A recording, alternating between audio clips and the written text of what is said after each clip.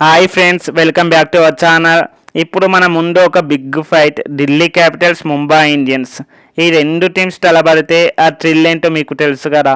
ఈ మ్యాచ్లో ఎవరు గెలుస్తారు, ఎవరు డామినేట్ చేస్తారు అనే వివరాలన్నీ వీడియోలో డిస్కస్ చేద్దాం. సో వీడియో పూర్తిగా చూడండి. ఈ మ్యాచ్ ఎందుకు స్పెషల్ అంటే, ఒకవైపు ఢిల్లీ క్యాపిటల్స్ ఈ సీజన్లో అద్భుతంగా ఆడుతుంది. వాళ్ళు ఇప్పటి వరకు అన్ని మ్యాచ్లు గెలిచి టాప్ ఫామ్లో ఉన్నారు. మరోవైపు మన ముంబై ఇండియన్స్ 5 సార్లు ఛాంపియన్స్, కానీ ఈ సీజన్లో మాత్రం తడబడుతున్నారు. కానీ ముంబై ఇండియన్స్ అనుకుంటే ఎప్పుడైనా కంబ్యాక్ ఇవ్వగలుగుతుంది. ఈ మ్యాచ్ అరుణ్ జైట్లీ స్టేడియంలో జరుగుతుంది. ఇక్కడ ఢిల్లీకి హోమ్ అడ్వాంటేజ్ ఉంటుంది. ఇక టీమ్స్ విషయానికి వస్తే, ముందుగా ఢిల్లీ క్యాపిటల్స్ గురించి మాట్లాడుకుందాం.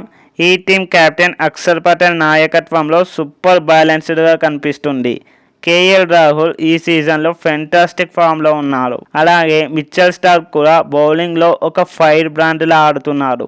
ముఖ్యంగా పవర్ ప్లేలో వికెట్స్ తీసి ఎంఐ బ్యాటర్స్ని ఒత్తిడిలో పెడతారు. ట్రిస్టన్ స్టబ్స్ అలానే అశుతోష్ శర్మ మిడిల్ ఓవర్స్లోనూ ఈ ఇద్దరు సిక్సర్ల వర్షం కురిపించడం ఖాయం. ఢిల్లీ బ్యాటింగ్ డెప్త్, బౌలింగ్లో వైవిధ్యం వాళ్ళని ఫేవరెట్గా నిలబెడుతుంది.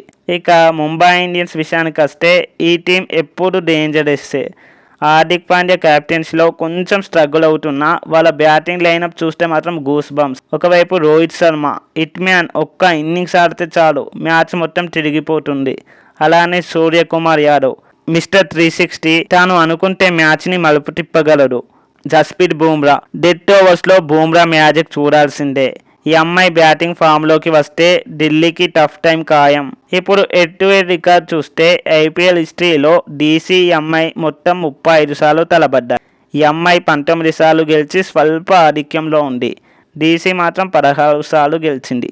అరుణ్ జైట్లీ స్టేడియంలో మాత్రం డీసీ 7 సార్లు గెలిచి కొద్దిగా ఆధిక్యంలో ఉంది. ఎంఐ మాత్రం 5 సార్లు గెలిచింది.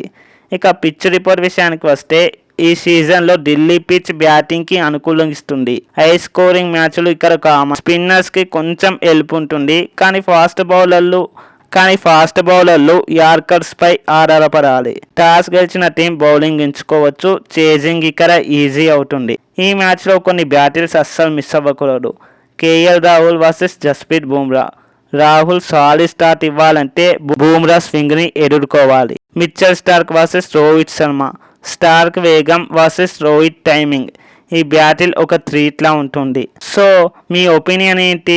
డీసీ గెలుస్తుందా, ఎంఐ గెలుస్తుందా? కామెంట్స్లో చెప్పండి. మరియు ఈ వీడియోని లైక్ చేసి మీ ఫ్రెండ్స్తో షేర్ చేయండి. మన ఛానల్ని సబ్స్క్రైబ్ చేసి బెల్ ఐకాన్ నొక్కండి. సో మరో వీడియోతో మళ్ళీ కలుద్దాం.